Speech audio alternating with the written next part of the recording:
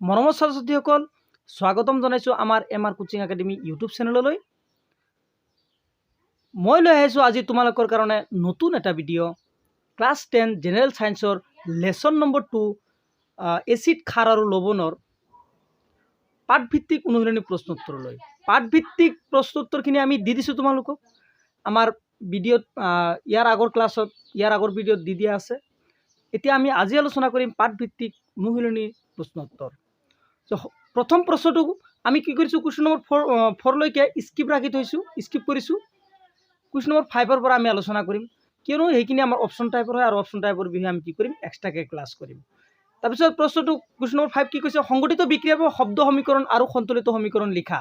কি কৈছে যে সংগঠিত বিক্ৰিয়াৰ বাবে শব্দ সমীকৰণ আৰু সন্তুলিত সমীকৰণ লিখিব দিছে। এতিয়া কৈছে সালফিউৰিক এসিড প্লাছ জিংক, সালফিউৰিক এসিডে জিংকৰ লগত বিক্ৰিয়া কৰিলে কি উৎপন্ন হয়, জিংক সালফেট আৰু হাইড্ৰোজেন গেছ উৎপন্ন হ'ব। লিখা আছে ইয়াত চাই ল'বা যে সালফিউরিক এসিডে যেতিয়া কি কৰে জিংকৰ লগত বিক্ৰিয়া কৰে জিংক সালফেট আৰু হাইড্ৰোজেন গেছ উৎপন্ন হয়। তাৰপিছত হাইড্ৰক্লৰিক এসিডৰ লগত মেগনেছিয়ামৰ বিক্ৰিয়া।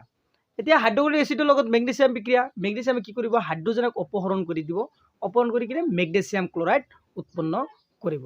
তাৰপিছত সালফিউৰিক এসিডে এলুমিনিয়ামৰ লগত বিক্ৰিয়া, সালফিউৰিক এসিডে যেতিয়া এলুমিনিয়ামৰ লগত বিক্ৰিয়া কৰিব এলুমিনিয়াম সালফেট মানে ইয়াৰ পৰা সালফাৰ হাইড্ৰোজেন কি কৰিব অপহৰিত কৰিব। একেই 1 নম্বৰটোৰ দৰে এ নম্বৰটোৰ দৰে চি নম্বৰটো চাই ল'বা, তোমালোকে ভালকৈ লিখি ল'বা, নোট কৰি ল'বা।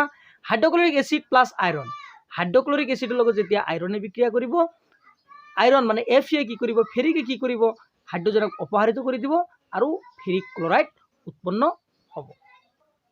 তাৰপিছত প্ৰশ্নটোলৈ আহিছোঁ আমি, এলকহল আৰু গ্লুকোজৰ দৰে যৌগবোৰত হাইড্ৰোজেন থাকে কিন্তু ইহঁত কি নহয় এচিড হিচাপে কিয় কোৱা নহয়, ইহঁতক এচিড হিচাপে কোৱা নহয় কিয়নো এলকহল আৰু গ্লুকোজত যদিও হাইড্ৰোজেন থাকে কিন্তু ইহঁত পানীত দ্ৰৱীভূত হৈ H+ আয়ন উৎপন্ন কৰিব নোৱাৰে। মনত ৰাখিবা ইহঁতে কি কৰিব নোৱাৰে পানীত দ্ৰৱীভূত হৈ হাইড্ৰোজেন আয়ন উৎপন্ন কৰিব নোৱাৰে।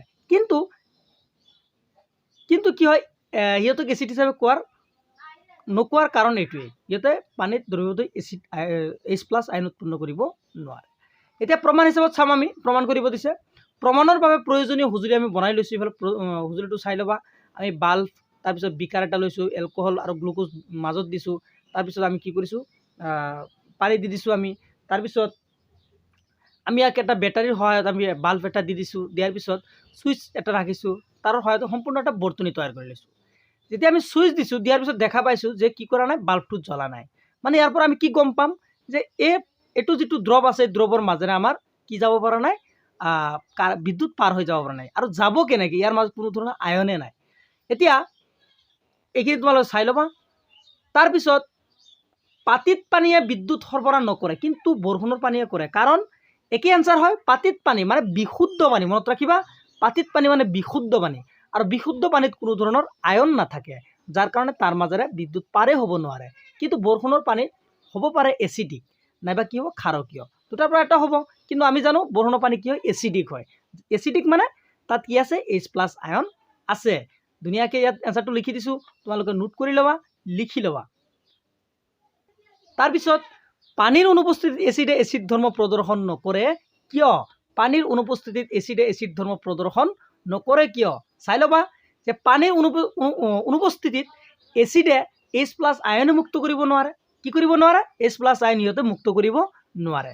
যি এচিডেই নহওক ই কি কৰিব নোৱাৰে পানী নোহোৱাকৈ কোনো ধৰণৰ আয়ন মুক্ত কৰিব নোৱাৰে, যাৰ কাৰণে ইহঁত কি কৰিব নোৱাৰে বিদ্যুৎ সৰবৰাহ নকৰে, এচিডৰ ধৰ্ম প্ৰদৰ্শন কৰিব নোৱাৰে।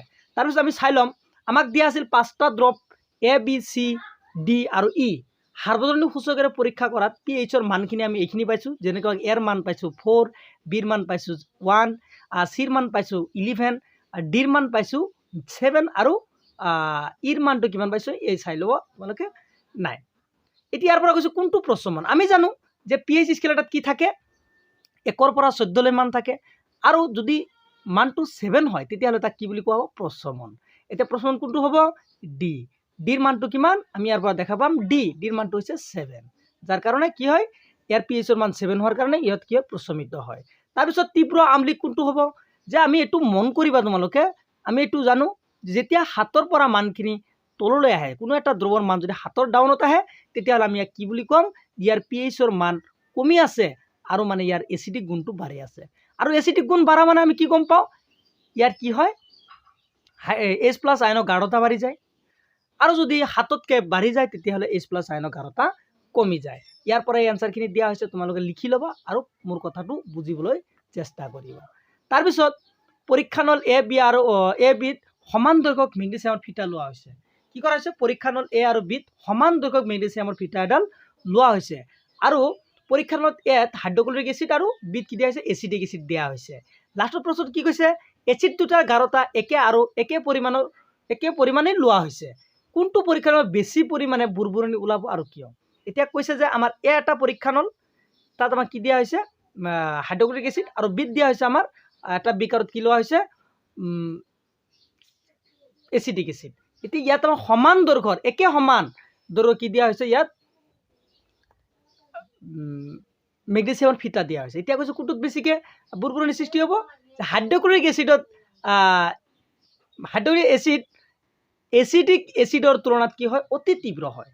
যে হাইড্ৰক্লৰিক এচিডটো অতি তীব্ৰ কাতকে, যে এচিডিক এচিডতকৈ তীব্ৰ, যাৰ কাৰণে এই পৰীক্ষা নলটোত Bতকৈ বেছি পৰিমাণে কি হ'ব, আমাৰ বুৰবুৰণি সৃষ্টি হ'ব।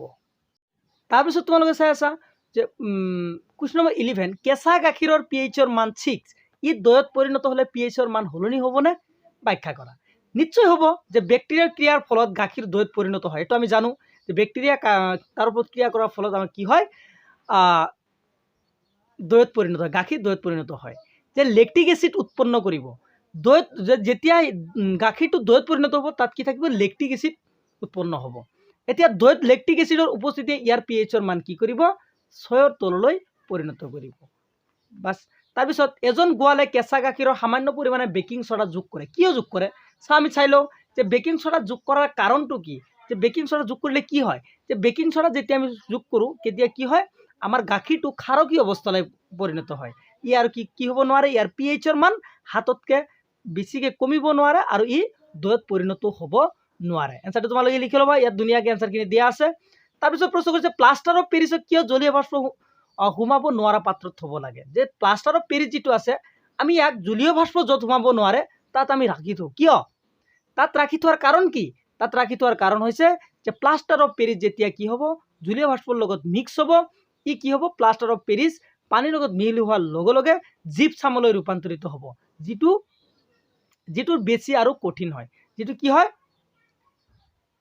কঠিনতালৈ পৰিণত